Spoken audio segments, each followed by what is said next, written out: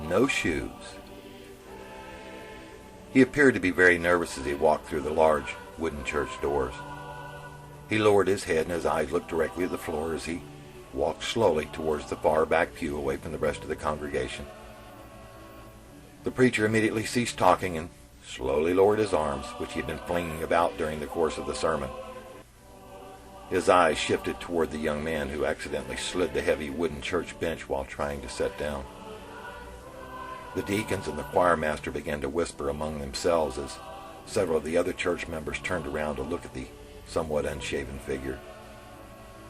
I noticed that when he walked into the church, he was smiling, but he was very thin and a bit dirty, and he was not wearing any shoes. And he looked awfully hungry to me. He constantly smiled at us children from the orphanage when we'd turn around to look at him. The matron reached over and she slapped me on the leg because I dropped the nickel onto the wooden bench. It was the coin that the orphanage had given me to put in the collection plate, so I didn't turn around and look at him anymore. I always liked the money collection part of the church service the best because I knew it was almost over and we'd get to go home soon. The preacher talked on and on about how some people should dress up for church and how they should cut their hair and be clean-shaven before coming to services. I knew he was talking about the man in the back of the church, but the man just sat there. He smiled and never said a word. As the sermon progressed, all at once he raised his hands toward the ceiling and loudly said, "Praise the Father in heaven."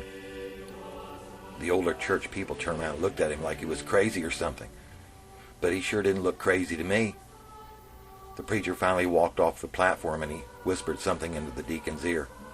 The deacon got up from his chair and he walked down the side aisle next to the colored glass windows, and he asked the man to leave because he was disrupting the church service. The young man looked up at the deacon and smiled. Without saying a word, he rose to his feet, turned, and walked toward the back doors leading out of the church. As he reached the doors, he once again stopped, turned around, and smiled at everyone. He reached over, picked up the entire stack of the upper room pamphlets that sat on the table by the entrance. Then he turned them face down, smiled, and he walked out of the large wooden church doors. I will never forget the kindness I saw in that man's smile. A man with a very kind face who was asked to leave the church that Sunday morning because of the way he appeared to be dressed. I don't think I ever saw him in church again after that. However, he sure looked a lot like me. To be that man who was in the shiny pictures in the middle of my Bible.